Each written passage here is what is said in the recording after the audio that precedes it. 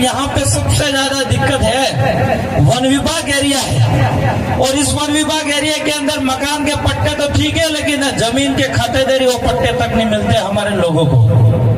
तो मैं एक कहना चाह रहा हूँ कि इस एरिया में सबसे ज्यादा आदिवासी है कि नहीं है कि नहीं है? तो मैं ये कहना चाह रहा हूँ, आपको पूछना चाह रहा हूँ कि आदिवासी पहला आया कि वन विभाग पहला आया? आदिवासी पहला आया कि वन विभाग पहला आया? तो यहाँ की जमीन किसकी? आदिवासी की है कि नहीं? फिर ये लोग किस तरह से अपना पे हक जमा रहे? ये आपको लड़ना पड़ेगा, आपको हक को जानना पड़ेगा, हमारे कानून को जानना पड़ेगा, तब जाके ये लोग हमसे पीछे हटेंगे। आज हम लोगों ने जितने नेता बनाए वो नेता उन्हीं के लोग थे, इसलिए आज हम लोगों को हमारे मकानों के पट्टे नहीं मिल रहे, जमीन के खातेदारी नहीं मिल रही। आज मैं एक इतिहास उठा के पढ़ता हूँ, मैं कभी देखता हूँ, यहाँ इस एरिया के अंदर जितने भी वन विभाग के अंदर जितने भी बाउंड्री करके दी है वो आदिवासी ने दी है, दिए कि नहीं दिए? कई सारे ऐसे बुजुर्ग होंगे जो इस पहाड़ी के आसपास पूरी बाउंड्री करने वाले आप लोग होंगे, और वो भी 1 रुपया और 50 पैसे के अंदर बाउंड्री करके आपने दी होगी, दिए कि नहीं दिए मेरे? तो ये जमीन पहले अपनी ठीक नहीं थी, लेकिन आज इस जमीन पे सरकार कब्जा करना चाहती है, और सरकार नहीं तो आसपास के जो पूंजीवादी है, बिजनेसमैन लोग हैं, उनकी जमीन पे नीतियां खराब हो सकती है। इसलिए भाइयों मैं आपसे कहना चाह रहा हूं, आप लोगों को जगना पड़ेगा। आज हमारे आसपुर विधानसभा के जनता ने मुझे जिता के भेजा, तो वहां की सुरक्षा करना मेरा फर्ज है।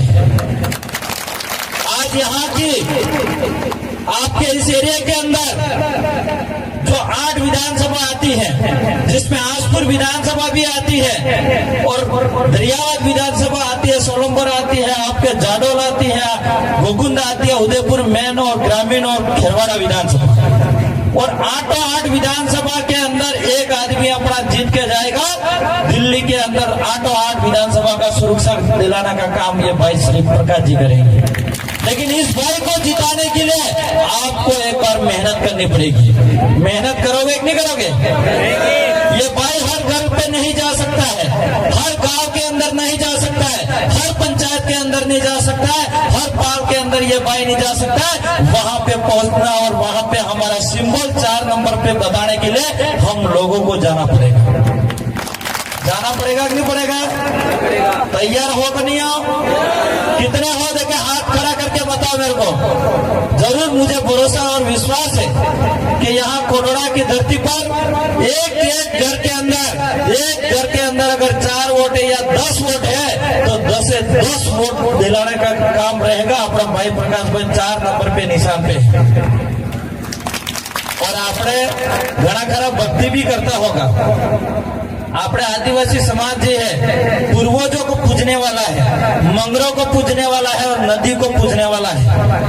और आपने हमारे इधर भक्ति जो चलती है, सती सुरमाल जी की भक्ति है, गुरु गोविंद की है, वाल्मीकि जी की है, मावजी महाराज की है।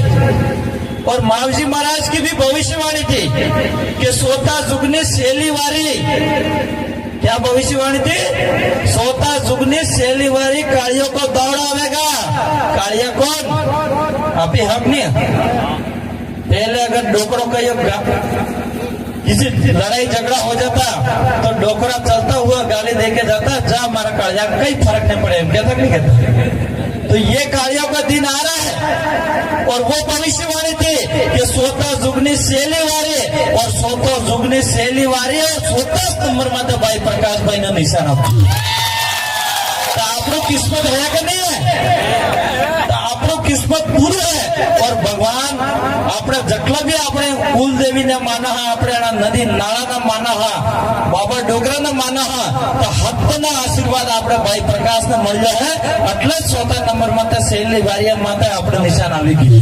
लेकिन આના બદલે કાટો તમે થવું है। આપણે જેને ભગવાન ને માના હા અને સાદા સૂર્ય સબન માના હા, વળી નિશાન આપણે 14 નંબર માતે હાલ દીધું है।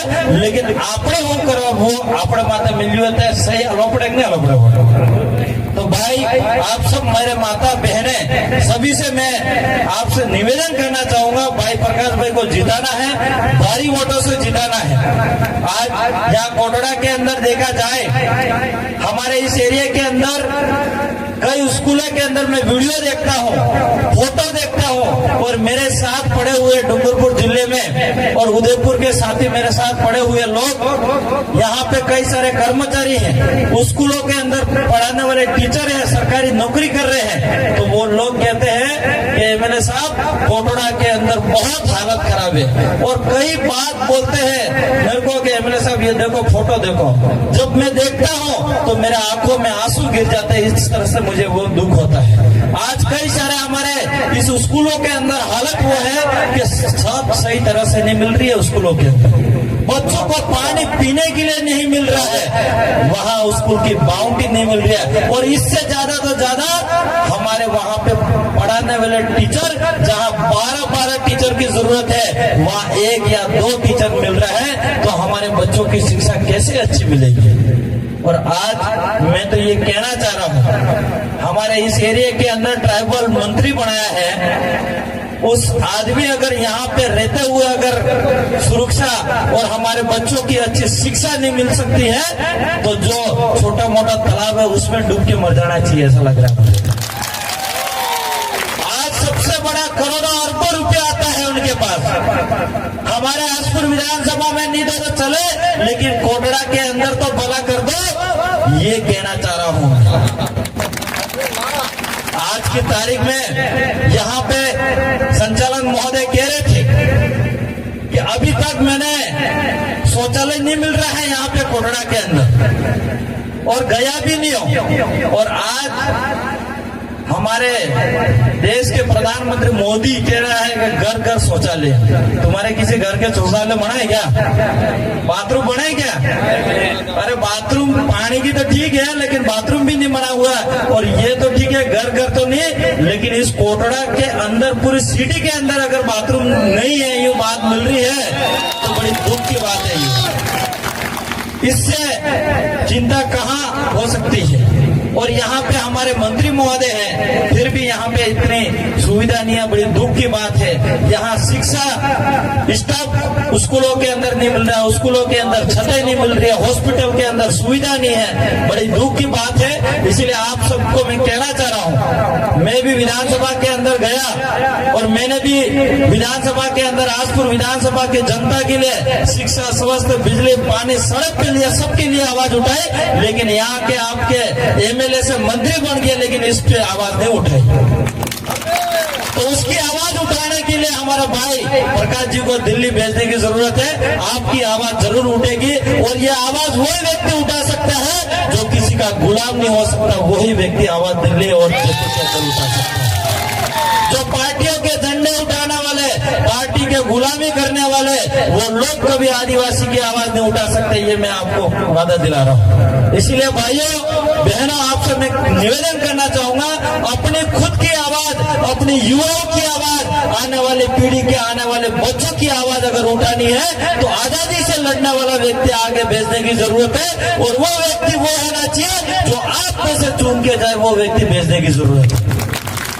आप लोग जिस व्यक्ति को ये नहीं पता है कि आदिवासी को क्या दुख है, क्या दर्द है, आदिवासी की क्या संस्कृति है, आदिवासी की क्या परंपरा है, वो व्यक्ति क्या दिल्ली में जाके अपनी सुरक्षा करेगा क्या? नहीं करेगा। आज एक व्यक्ति चित्तौड़ से आ रहा है, एक व्यक्ति पाली से आ रहा है, जो इस भाई प्रकाश जी के सामने संसद में प्रत्याशी बना, क्या वो लोग आपका भला कर सकते हैं? क्या उनकी शकल आज तक देखी? क्या वो लोग आपके कोटड़ा के अंदर आए? लेकिन आपका अपना भाई प्रकाश भाई आपके बीच में बैठा है, और ये भाई उसी जाजम पे बैठा है जिस जाजम पे आप बैठो, उस जाजम पे बैठा हुआ है।